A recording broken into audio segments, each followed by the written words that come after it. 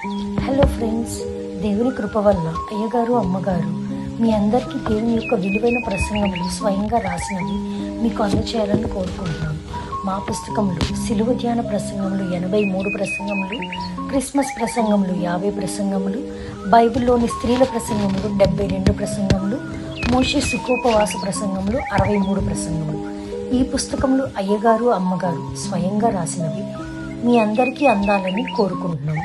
మా పుస్తకములు కావాల్సిన వారు కాంటాక్ట్ అవ్వాల్సిన numbers: Bapatla reverend doctor P Jaipal garu, phone number 9866412025.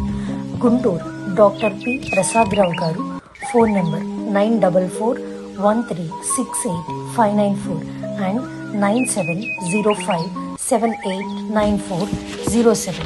మా పుస్తకంలో మీరు తీసుకొని చదివి ఆదరణ పొంది దేవుని మహిమపరచాలని కోరుకుంటున్నాము. Don't forget to like the video. Thank you.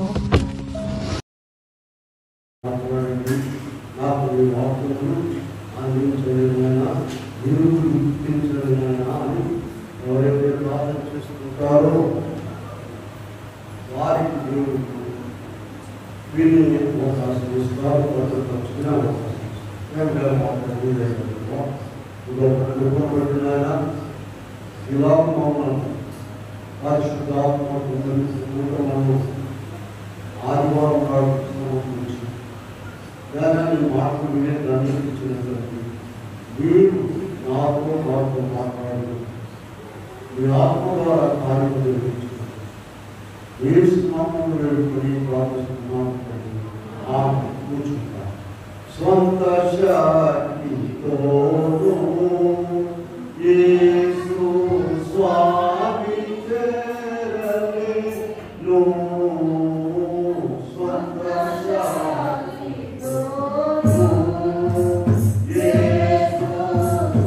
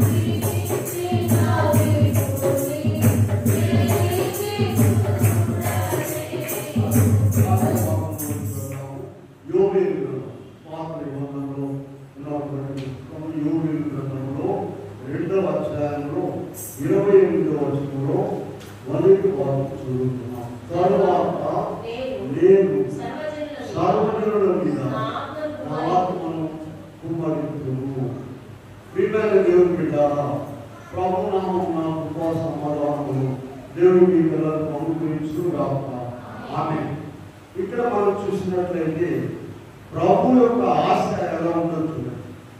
ఇప్పుడు మనము పరిశుద్ధాత్మ కుటుంబంలో ఉన్నాం. ఎందుకంటే క్రీస్తు ప్రభు మరణము తిరిగి లేచిన తర్వాత ఈశ్వర పండుగ జరుపుకున్నాము. ఆ తర్వాత 40 దినములు ఆయన భూమి మీద సంచరించి వారికి అగపడి, ఒకసారి ఎప్పుడో సడన్ గా కనపడడం, ఒకరు కనపడడం కాదండి. 40 దినాల వరకు బాగా వారికి రోజులు కనబడి వారిని బలపరిచారు. ఈయన మరణము జయించినటువంటి వాడు, ఈయనను కలువరి శిలువ, మేకులు, ముళ్ళ కిరీటము, ప్రక్కలో వళ్ళెము, సమాధి ఏమీ చేయలేకపోయినాయి అనేటువంటి దృఢ నిర్ణయానికి వారు వచ్చేవారు. 40 దినాలు ప్రభు వారికి కనబడి మాట్లాడి అనేక విషయాలు చూపించి 40 దినముల తర్వాత ఈ మాట మనం అపోస్తలుల కార్యము 1వ అధ్యాయంలో మనం చూడగలం. 3వ వచనంలో ఆయన శ్రమపడిన తరువాత 40 దినముల వరకు వారికి అగపడుచు దేవుని రాసిన విషయములను గురించి అనేక ప్రమాణములను చూపి సజీవుడిగా కనబరుచుకున్నాడు. అప్పటి నుండి ఇప్పటి వరకు ఎందుకు కూడా క్రీస్తుతో అలాగే కనబడుతుంది.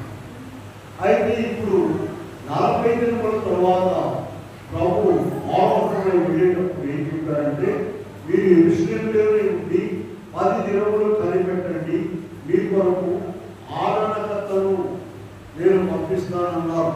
చూడండి, ఈ మాట యోహాను సువార్తలో 14వ అధ్యాయంలో మనం చూడగలం. 14వ అధ్యాయంలో మనం చూస్తే 18వ వచనంలో మిమ్మును అనాదరణగా విలువను భక్తులు లోకం మిమ్మల్ని మరి చూడదు.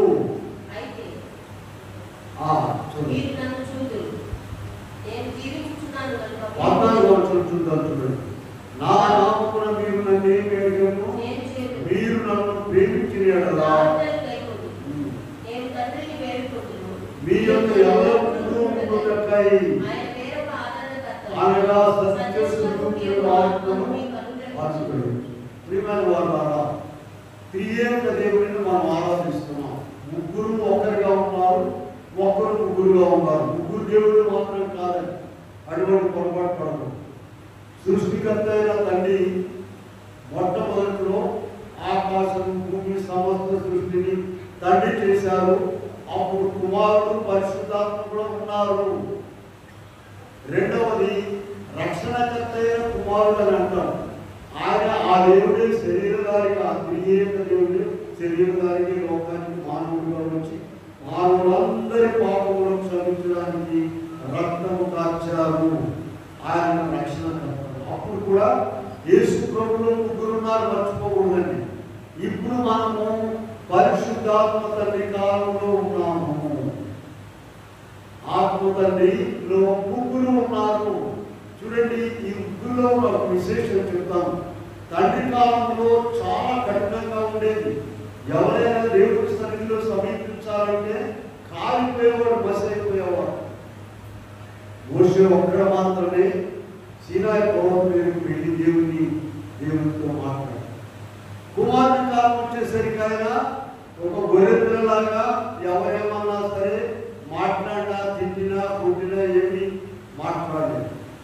ఇప్పుడు పరిశుద్ధాత్మ తండ్రి కాలంలో ఇంకా దగ్గరగా చూడండి, మానవులు పాపం చేసి ఇంకా దేవుడికి దూరం అవుతున్నారు. దేవుడైతే ఇంకా దగ్గరగా వస్తున్నారు. ఎందుకంటే ఆయన తన పోలిక, తన స్వరూపం సృష్టిలో ఎవరికి ఇవ్వలేదు. ఎంత పెద్దలైనా సరే హిమాలయ పర్వతానికి ఇవ్వలేదు, సింహానికి ఇవ్వలేదు, ఏరు చాలా పెద్దగా దానికి కూడా ఇవ్వలేదు. ఎవరికి ఇచ్చారు? మనకి ఇచ్చారని చెప్పండి. మానవుడికి ఇచ్చారు కనుక ఆయన వారిని వదిలిపెట్టకుండా వారి వెంట పంపుతున్నారు. ఈ ఆత్మ తండ్రి కాలం వచ్చేసరికి క్రీస్తు ప్రభులాగా ప్రక్కన ఉండడం కాదండి. చూడండి, మొదటి ఆత్మలో 4వ అధ్యాయం 4వ వచనం ఒకసారి చూడండి. అక్కడ చిన్న పిల్లలారా,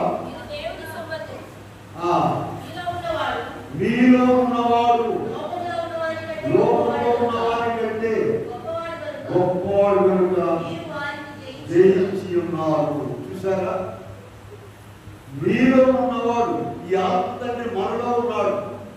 మనకు దేవుడి విషయాలు అర్థం కావడానికి దేవుడు చాలా విషయాలు లోకంలోనే ఉంచాడండి. చిన్న పిల్లలు కాదుండండి, చిన్న పిల్లలు తల్లిదండ్రుల దగ్గర, అమ్మ దగ్గర ఎలా కూర్చుంటారమ్మా, వాడికి దూరంగా కూర్చుంటే కూర్చుంటే ఇష్టం ఉండదు, ఆడుకుంటే ఇష్టం, ఇంకా పైన పడితే ఇష్టం, ఇంకా ఇంకా పెద్ద ఏం చేస్తారండి, అవసరం 6 ఏళ్ళు పెద్ద ఏమిటి ఏమైపోతుంది ఇది. అందుకని యేసుతో ఒక మాట చెప్పారు చూడండి, మత్తయి సువార్త 18వ అధ్యాయంలో యేసుతో ఒక చక్కని మాట చెప్పారు. 18 ప్రారంభంలో చదవడమ్మా. శిష్యులు యేసుతో వచ్చి ఎవరు గొప్పవాడని అడుగగా మీరు మార్పు నుండి చూసారా, అదిగో ఆ చిన్న బిడ్డల మనస్తత్వం ఇప్పుడు మనకున్నట్లయితే పరలోక రాజ్యంలో వచ్చారు. ఈ పెద్ద అయినప్పటికి ఏమవుతున్నారంటే వీళ్ళు వాళ్ళకి పిల్లలకేమో వీళ్ళంటే పడుతుంది తాతలు బజార్ వీళ్ళనయ్యా 2 రోజులు లేదంటే ఎంత స్వాతంత్ర్యం ఆగిపో ఇలా వేరైపోతున్నారు. ఈ పిలుపులు మాటలు కూడా చూడండి, చిన్న బిడ్డలు ఏమంటారమ్మా, నాన్న తండ్రి బంగారం, నా బంగారం బంగారం తండ్రి. ఈ పెద్ద అయినప్పటికీ బంగారం ఏమైందమ్మా, ఇనుము ఇద్దరు వీటి మట్టి అయిపోతుంది. ఈ బంగారం ఏమైపోయింది, మట్టి కుండ అయిపోయింది. చిన్నప్పుడు ఆ బంగారం ఇప్పుడు మారిందా, ఇంకా పెద్ద అవుతూనే ఉంది కదా. ఇలా కాకుండా దేవుడు కూడా అటువంటి గొప్ప ప్రేమతో ఉన్నాడండి. ఉండి మనం చదువుకున్న మూలవాక్యం చూడండి, యోవేలు గ్రంథంలో, తరువాత నేను సర్వజనుల మీద. ఇటువంటి మాటలు ఎప్పుడైనా ఆలోచించారా మీరు? ఇదేంటి సర్వజనులు అంటే? అన్యులు ఉన్నారు, విగ్రహాల దిగులు ఉన్నారు, తాగుబోతులు, దొంగలు, వ్యభిచారులు, నరహంతకులు ఉన్నారు. కానీ తండ్రి ఆశీర్వాదం చూడండి, సర్వజనుల మీద. పిల్లలు 3 4 ఉన్నారు కొన్నింట్లో, అందరూ కూడా ఏం చేయాలనుకుంటే ఒకడు బాగా తప్పి టెంపరీగా తప్పి కూలి పని చేయాలని అనుకుంటారు. పుట్టగానే అందరూ కూడా పెద్ద పెద్ద డాక్టర్లు, ఇంజనీర్లు, ఇంకా పెద్ద పెద్ద పదవుల్లో చేర్చాలని తండ్రికి ఉంటుంది. అయితే తర్వాత ఇక వాళ్ళు దారి పడింది. అలాగే వీళ్ళారా దేవుడు కూడా అందరి మీద, సర్వజనుల మీద నా ఆత్మను కుమ్మరిస్తానన్నాడు. మరి ఎందుకు కుమ్మరించట్లేదు? వీళ్ళు ఆత్మను కుమ్మరించబడేటట్లుగా యోగ్యత కలిగి ఉండాలి. నువ్వు ఇష్టం వచ్చిన రీతిలో తిరుగుతుంటే, నీకు ఇష్టమైన రీతిగా ఉంటే, దేవుడికి కూడా కొన్ని పద్ధతులు ఉన్నాయి, నియమము నిబంధనలు అన్నీ ఉన్నాయి. వాటి ప్రకారం నీవు ఉంటేనే ఆయన ఆత్మ నీలో ఉంచుతాడు. ఆయన ఆత్మ ద్వారా అనేక అద్భుత కార్యాలు జరుగుతాయండి. మానవుని యొక్క జీవితం మారిపోతుంది ఆత్మ ద్వారా. ఆత్మ ద్వారా ప్రార్థన కూడా మారిపోతుందండి. చూడండి, ఇందాక అందులో ఒక మాట చెప్పారు డిఫరెన్స్. జకర్యా గ్రంథంలో 12:10 చూద్దాం. నాకు జ్ఞాపకం వచ్చి అమ్మగారు చెప్పిన తర్వాత నేను రాసి పెట్టుకున్నాను. జకర్యా గ్రంథము 12వ అధ్యాయంలో 10వ వచనం చదవండి. దావీదు సంతతి వారి మీద కరుణను ఆత్మను నేను కుమ్మరింపగా కూడిచిన నా మీద ఏ కుమారుని విషయమై విషయమై ఒకడు అతని విషయమై దుఃఖించుచు ప్రలాపించు. చూసారా, ప్రార్థనలో అంత దుఃఖము, ఎటువంటి దుఃఖం అది? ఒకడు తన ఏక కుమారుని విషయమై. ఇక ఆ దుఃఖం ఎలా ఉంటుందో మనం చెప్పలేము. అటువంటి దుఃఖము ప్రార్థనలో నీకు రావాలంటే ఆత్మ ఉండాలి, పరిశుద్ధాత్మను పొంది ఉండాలి. అదే ఇది మన మాట. ఎలా పరిశుద్ధాత్మను పొందేది, ఎలా అడిగేది అనే విషయాలు ఎదురు మనం నేర్చుకుంటాం. పరిశుద్ధాత్మను పొందేది ఎలాగండి? ఎందుకంటే పరిశుద్ధాత్మ లేకపోతే నీవు ప్రభువులో ఉండలేవు, వాక్యం చదవలేవు. పరిశుద్ధాత్మను కోరలే పాటలో మనం చాలా విన్నాము. వేద పట్టణము కాదది. పరిశుద్ధాత్మ లేనిదే జీవము, జీవము కాదు. ఇలాగూ ఆత్మ లేకుండా మనం ఉండలేము. కనుక ఈ చివరి దినాల్లో దేవుడు ఎంతో ప్రేమ కలిగి సర్వజనుల మీద మేమే ప్రార్థన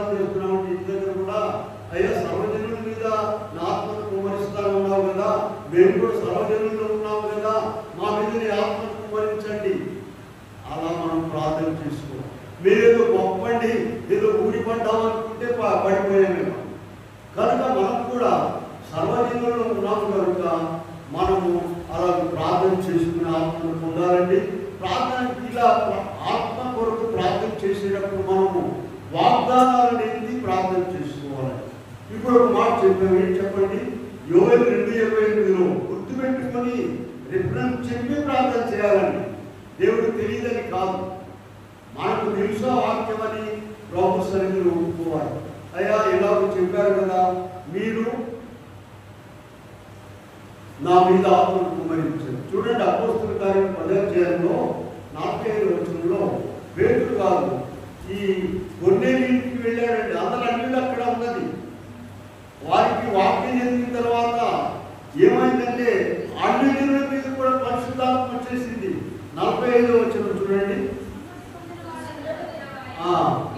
అతని బోధ విన్న వారందరి మీదికి పరిశుద్ధాత్మ దిగెను. ఉన్నతి పొందిన వారిలో విశ్వాసులందరూ అన్యజనుల మీద సైతము చూచి విభ్రాంతి నొందిరి. చూసారా, వాళ్ళకప్పుడు బాప్తిసం లేదు, ఏం లేదు. పేతురు వాక్యం విన్నారు.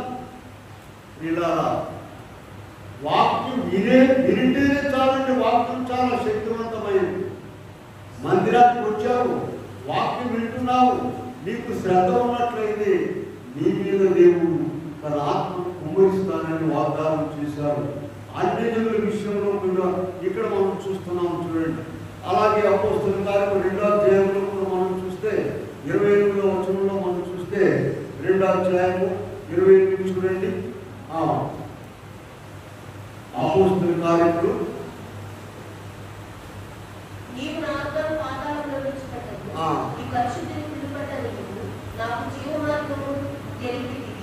ముప్పై 2వ అధ్యాయంలో మీరు మారుమనస్సు పొంది నిమిత్తము ప్రతివాడు యేసుక్రీస్తు నామమున ముందుకి, అప్పుడు మీరు పరిశుద్ధాత్మను వరమును పొందుతారు. ప్రియులారా, పరిశుద్ధాత్మను పొందడానికి 38వ వచనంలో చూడండి, మారు మనస్సు పొందాలి. పాప క్షమాపణ నిమిత్తము ప్రతివాడు ఏం చేయాలట? యేసుక్రీస్తు నామమున బాప్తిసం పొందాలి.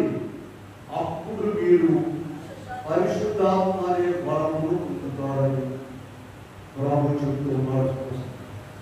ఇవన్నీ కూడా బైబిల్లో రాసుకున్నటువంటి, పరిశుద్ధ గ్రంథంలో రాసినటువంటి ఇవన్నీ లేకుండా నేను పరిశుద్ధాత్మను పొందాలంటే ఒక వ్యక్తి కాలేజీలో చేరాలి, అడ్మిషన్ తీసుకోవాలి, రోజు కాలేజీకి వెళ్ళాలి, పాఠాలు చదవాలి. ఆ తర్వాత చివర ఉంటాడు కానీ ఏ క్లాస్ వచ్చేది వాడు అసలు వెళ్ళకుండా చేరకుండా నాకు ఒకేసారి ఫస్ట్ క్లాస్ ఇవ్వండి సర్టిఫికేట్ అంటే ఇస్తారు ఎవరైనా? ఇవ్వరు. కనుక ఇక్కడ మనం చూసినట్లయితే ఇలా పరిశుద్ధాత్మను పొందడానికి అపోస్తలుల కార్యములు 2వ అధ్యాయంలో మనం 38వ వచనంలో విషయాలు చూడగలం. అలాగే 5:32 కూడా చూద్దాం. చూడండి, 5వ అధ్యాయంలో 32వ వచనం చూద్దాం.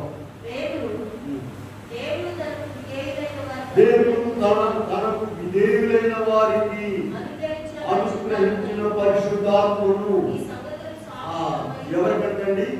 విధేయులైన వారికి. దేవుడికి ఎవరైతే విధేయులుగా ఉంటారో వారికి పరిశుద్ధాత్మను అనుగ్రహిస్తారు. అయితే ప్రార్థన చేసుకోవాలండి. ఎటువంటి ప్రార్థన చేయాలి? పరిశుద్ధాత్మను పొందడానికి దయచేసి అందరూ వినాలి. పరిశుద్ధాత్మను పొందడానికి ఎటువంటి ప్రార్థన చేసుకోవాలి? యేసు ప్రభువు స్వయంగా చెప్పినటువంటి ఉపమానం చూద్దాం. లూకా వార్త 11వ అధ్యాయంలోకి వెళ్దాం. అక్కడ క్రీస్తు ప్రభు ఒక ఉపమానం చెప్పారు. ఇంటికి వెళ్ళిన తర్వాత దీనిని చాలాసార్లు చదవండి. మీలో ఎవరికైనా ఒక స్నేహితుడు ఉండగా 5 నుండి లూకా వార్త 11:5 అతడు అర్ధరాత్రి వేళ వెళ్ళి వదిలిపో మార్గములో వచ్చి ఉన్నాడు, ఏమీ లేదని అతనితో చెప్పినాడలా, నన్ను తొందర పెట్టవద్దు, తలుపు వేసినది చెప్పగా అతడు లేచి అతడు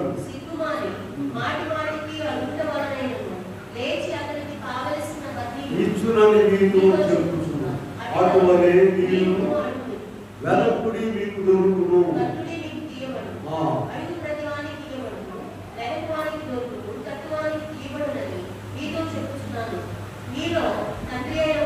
తండ్రి అయిన వాడు చేపనడిగితే పావునిచ్చునా, గుడ్డునడిగితే తేలినిచ్చునా.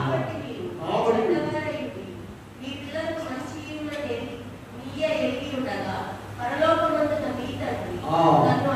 ఈ 13వ వచనం కొరకే ఇంత మనమంతా చదివాము.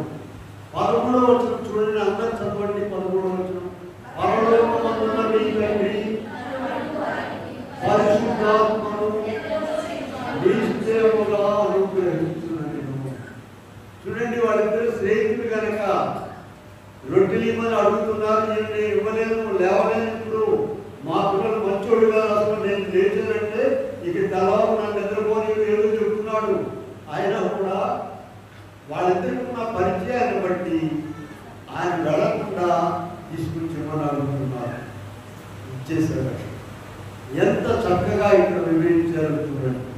మీలో తండ్రి అయిన వాడు కుమారుడు చేపలు అడిగితే పామునిచ్చునా, గుడ్డును అడిగితే ఏనునిచ్చునా.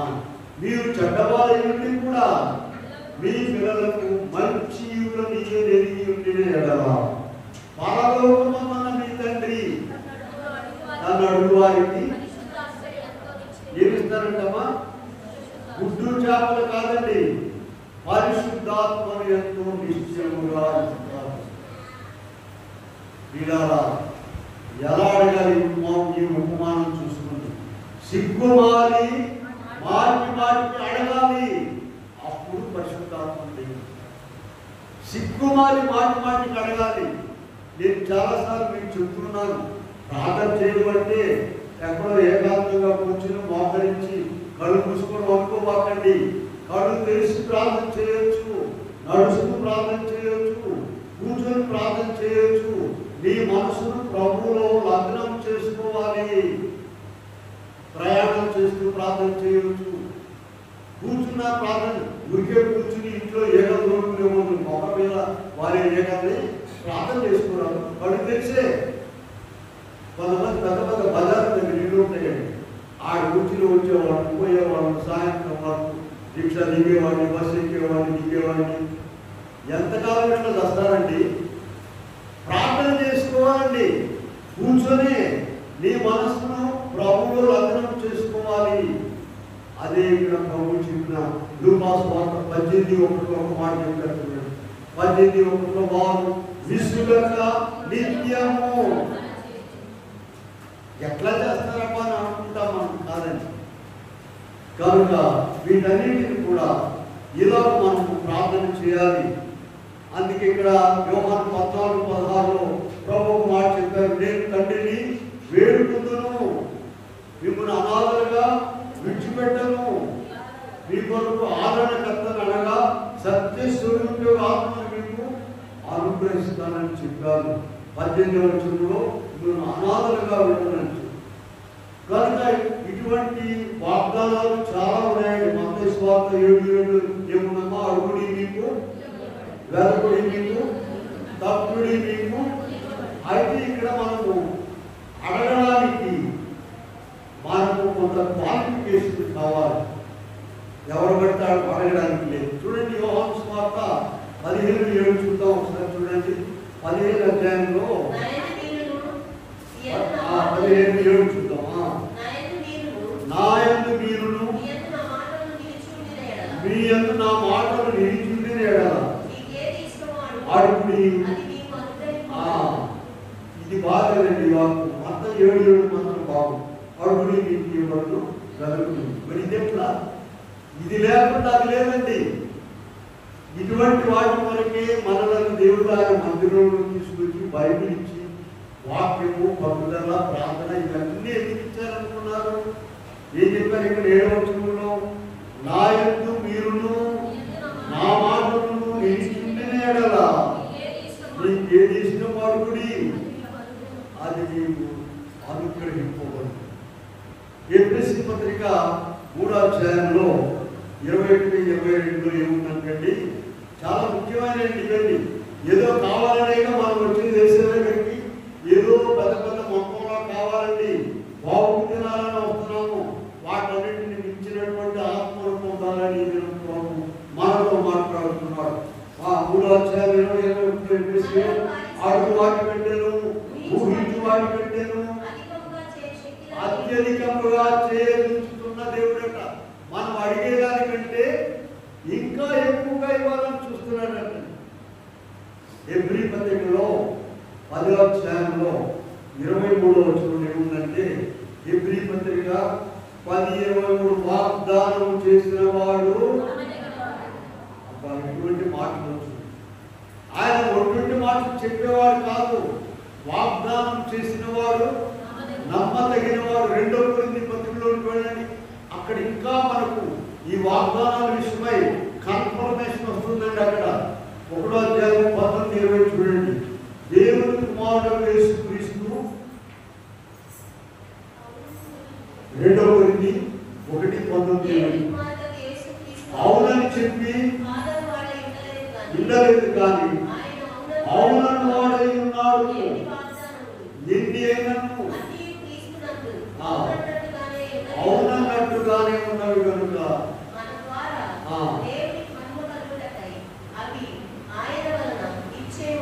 ప్రియమైన వాతావరణం దేవుని వాగ్దానాలని ఎత్తి ప్రార్థన చేయాలండి, ఎత్తి ప్రార్థన చేయాలి.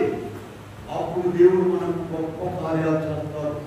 యోహాను సువార్త 6వ అధ్యాయంలో 37వ వచనం ఏముందంటే 6:37 నా యొద్దకు వచ్చు వానిని ఎంత మాత్రము బయటకు రూసివేయను. కనుక అందరూ కూడా తేరగా ఆ దగ్గరికి వెళ్ళలేదు. మీరు చెప్పారు కదయా అని అనుకోవచ్చు, కానీ బైబిల్ గ్రంథంలో కొన్ని కష్టమైన మాటలు ఉంటాయండి, అవి చూపించాలి అని ప్రభుత్వం ఆశించారు. ఇవన్నీ బాగానే ఉన్నాయి. అడుగుడి మీకు ఇవ్వడం, వెలుగుడి ఎక్కడో ప్రార్థన లేకుండా, వాక్యం లేకుండా, దేవుడి భయం లేకుండా అడ్డగోలుగా లోకంలో తిరిగి ఇష్టమైనట్టుగా వచ్చి అడుగుడి మీకు ఇవ్వడం వాగ్దానం చేసే కదా నాకు అంటే ఇస్తారు అనుకుంటున్నారు చాలా మంది. వీళ్ళగా కొన్ని వాక్యాలు ప్రభు చూపిస్తున్నారు. 15వ అధ్యాయంలోకి వెళ్దాం, ఇర్మియా గ్రంథంలోకి వెళ్దామని. ఇర్మియా గ్రంథంలోని కొన్ని వాక్యాలు చూద్దాము. 15:1 నుండి చూద్దాం. 3 వచనాలు చూడండి. ఇర్మియా గ్రంథంలో 15వ అధ్యాయంలో మోషేయు సమూయేలు నిలువబడినను అంగీకరించను, నాకు మనసు లేదు, నా సన్నిధి వారిని వెళ్ళగొట్టుము. వీళ్ళ పరిశుద్ధ గ్రంథం ఇటువంటి మాటలు ఉంటాయని తెలుసా? ఎటువంటి ఘోరమైనటువంటి పని, వాళ్ళ ఇష్టము, వారి ఇష్టం అండి, ఇష్టము. రేపు చనిపోయిన తర్వాత చూడండి, ఆయన పరలోక దర్శనాలు రాశారు. ఎవరు రాసింది ఆ పుస్తకం? ఆయన రాసిన దాంట్లో చూస్తే నిమిషానికి కొంతమంది వచ్చేస్తున్నారంటే చనిపోయిన వాడు. ఫ్యాక్టరీలో నుండి వస్తువులు వచ్చేస్తే చూసారా, అక్కడ దేవదూతలు నిలబడి చీకట్లో కొంతమందిని, వెలుగులో కొంతమందిని, ప్రభు దగ్గర కొంతమందిని పంపిస్తూ ఉన్నారట. సాధు సుందర్ సింగ్ గారు రాశారు పరలోక దర్శనాల పుస్తకం. మా దగ్గర లోకంలో చనిపోయిన వారు వస్తూ ఉన్నారు, పిల్లలు, పెద్దలు, వృద్ధులు అందరూ వీళ్ళని పంపిస్తున్నారట. కొంతమంది మేధావులు ఉన్నారు కదా, ఇక్కడే మేధా సంపత్తి ప్రదర్శించేవాళ్ళు. మేము చీకట్లో మమ్మల్ని ఎందుకు పంపిస్తారు అని పోట్లాడితే వీళ్ళని సరే వెలుగులోకి వెళ్ళమని పంపిస్తే వెలుగులో నుండి దిమ్మ తిరిగిపోయి 3 వెలుగులు తిరిగి వాళ్ళు చీకట్లో వచ్చేస్తున్నారు.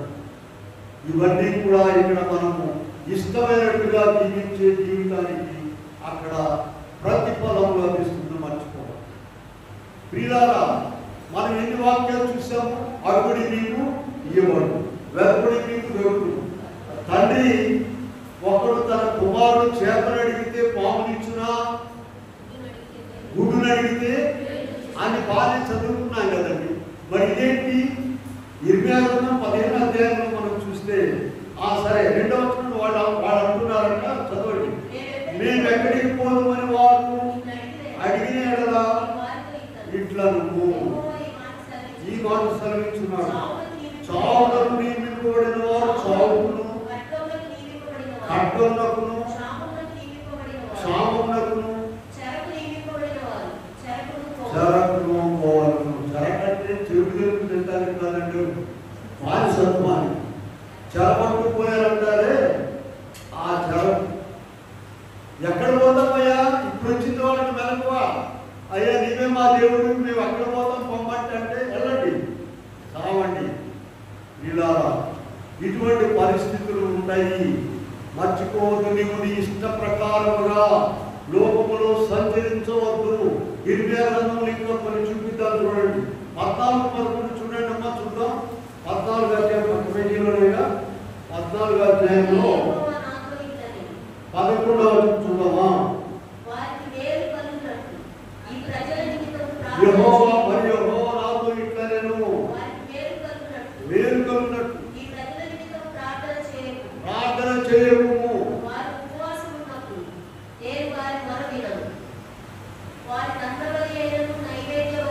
వీళ్ళారా అసలు భక్తిని వెళ్ళడం ప్రార్థన చేస్తుంటున్నారండి. ఎంత దుర్మార్గత ఉన్నదో చూడండి.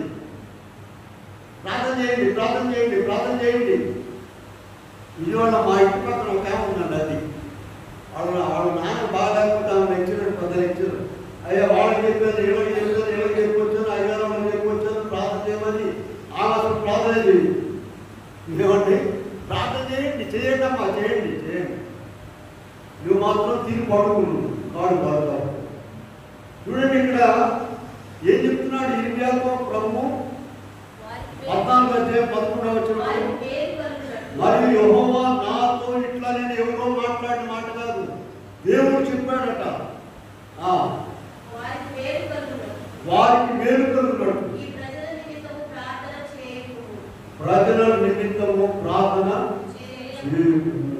అలాగే 11-14 చూడండి. ఇప్పుడు మనం ఆ 14-11 చూసాం కదా. ఇప్పుడు 11-14 చూద్దాం. అంకెలు అలాగే ఉన్నాయి.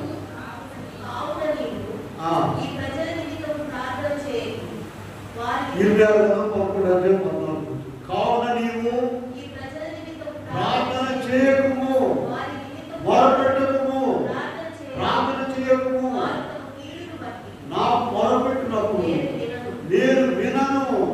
ఇలా ఇటువంటి మాటలు బైబిల్లో ఉంటాయని తెలుసా మీకు? ఎప్పుడైనా ప్రార్థన చేస్తున్నామండి ఏం నెరవేరు రావట్లేదండి. కళ్ళు తెలిసిన కాడికి దుర్మార్గతే. ఇలా ఎంతో జాగ్రత్తగా పవిత్రంగా ఇందాక ఒక మాట విన్నాం మనం. దేవుడు ఏం చెప్తున్నాడంటే, మోషేయు సమూయేలు నా దగ్గర నిలబడి వెళ్ళకుండా ప్రార్థన చేసినా సరే నేను అంగీకరించను. ఇలా ప్రభు సన్నిధిలో ప్రతిదినం ఉండడం ద్వారా నీకు అర్థమవుతుంది. నీలో ఉన్న లోకంలో ఉంటే అర్థం కాదు. అందుకే ప్రతిదినం ప్రభు సన్నిధిలో 2 పూట్ల ఉండడం ద్వారా, ఏంటి నా గతి ఏంటి, నా సంగతి ఏంటి, నా మొరాలకించండి అని ప్రార్థన చేసుకున్నప్పుడు ప్రభు నీ మనలు ఆలకిస్తారు, గొప్ప కార్యాన్ని పట్ల జరిగిస్తారు.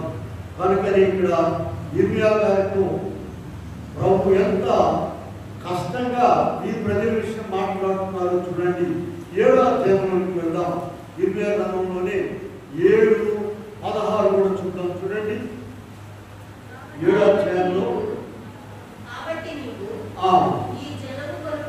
ఈ జనము కొరకు ప్రార్థన చేయకుము, వారి కొరకు మొరనైనను చేయకుము, నన్ను బ్రతిమాలుకొనకుము. నేను నీ మాట వినను. ఎవరండి నీ మాట చెప్పేది? బ్రతిమాలుకొనకుము. ఇలా అటువంటి అక్రమము, దుర్మార్గత, లోపము, పాపము, శాపముని నెత్తి నిండా పెట్టుకుని నువ్వు ప్రార్థన చేస్తే, ప్రార్థన చేయమని ఎవరైనా అడిగితే ప్రార్థనాకులైన వారిని నీకు నెరవేర్చుస్తుందా? ప్రతి ఒక్కరు కూడా దేవుడు అంతరంగంలో తన ఆత్మ ఇచ్చారండి. సామెతలు 20:27 ఏముందంటే, నరుని ఆత్మ యెహోవా పెట్టిన దీపము, అది అంతరంగములన్నీ శోధించును. ఇదిగో దేవుడి పాటుతుందండి మన లోపల, మన హృదయంలో ఉండే మాట. సామెతలు 20:27 చదివారా? నరుని ఆత్మ దీపము, అది అంతరంగములన్నీ శోధించును. అది చెప్తుంటుంది నీవు వినవు.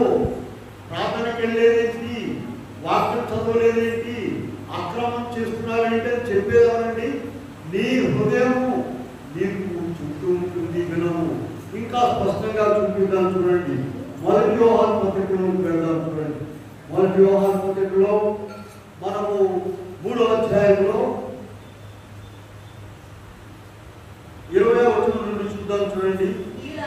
దేవుడు మన హృదయం కంటే అధికుడై కనుక మన హృదయము మన యందు దోషారోపణ చేయను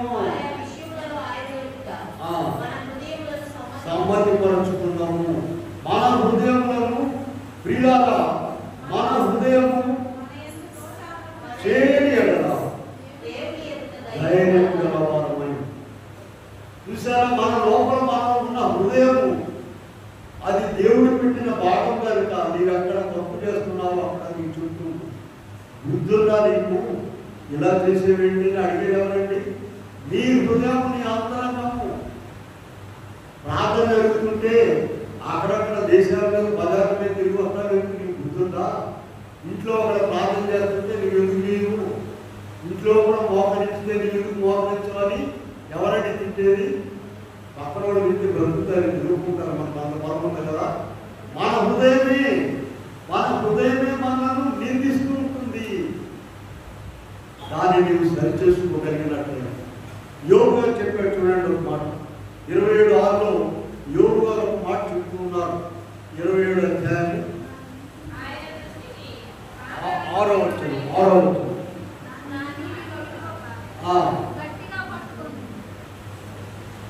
నా హృదయము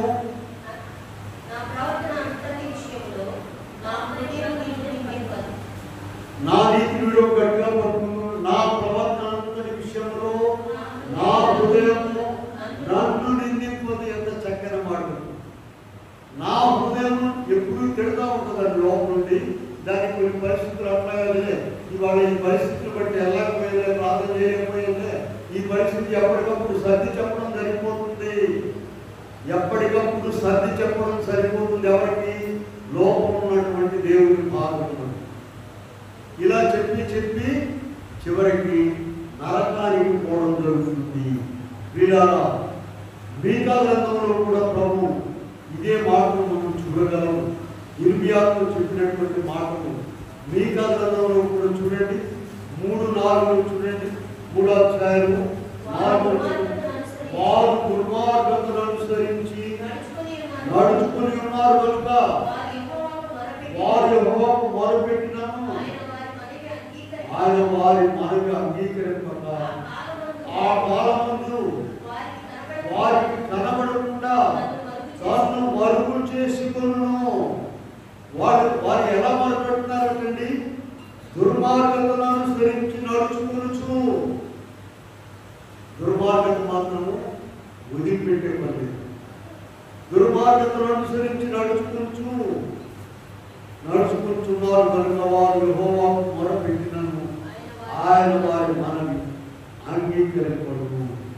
ఆ కాలం ముందు వారికి కనబడకుండా ఇలా నీవు నేను అటువంటి పరిస్థితుల్లో ఉన్నామేమో చూసుకోండి. ఇది ప్రభు మనతో మాట్లాడే మాట. ఒక చక్కని ఉపమానం ప్రభువే స్వయంగా చెప్పింది చూపించారు మీకు. లూకా సువార్త 11వ అధ్యాయంలో మరలా చదువుకోండి.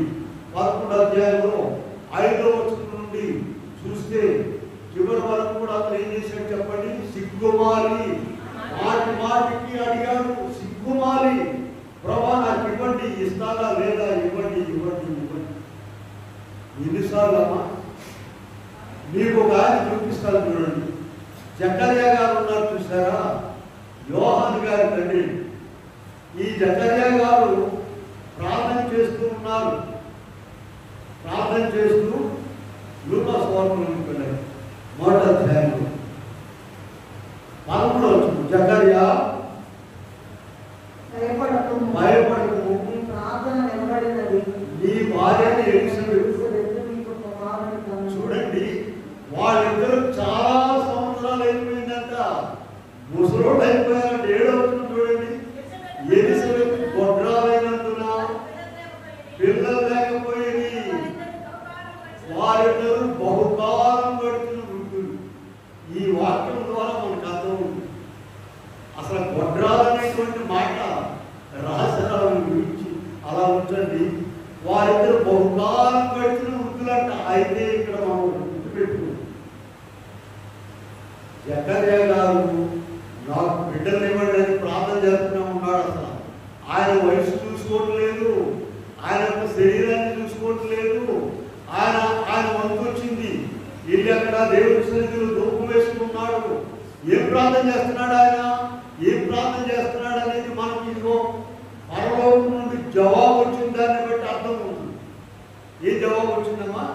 13వ వచనంలో, జకర్యా భయపడకుము, నీ ప్రార్థన ఏ ప్రార్థన వినబడింది? ఆ చదవండి, నీ భార్య అయిన ఎలిజబెత్ కుమారుని కనును, అతనికి యోహాను పేరు. అలాగ అడగాలండి. ఎన్ని సంవత్సరాలైనా ఏమైనా కాదు కాదు, రాదు రాదు రాదు, లేదు లేదు లేదు లేదు. సాతాను మనుషులు పంపించున్నారు. వీళ్ళే వాళ్ళకి అమ్మాయి వీడే ఎన్నాడైంది? 4 ఏళ్ళు అబ్బాయి చెప్తున్నాను. అది చెప్పినప్పుడు దెయ్యం, ఒక దెయ్యం దారిలో ఊరి ఈ దగ్గర తీసుకొస్తుందన్నమాట.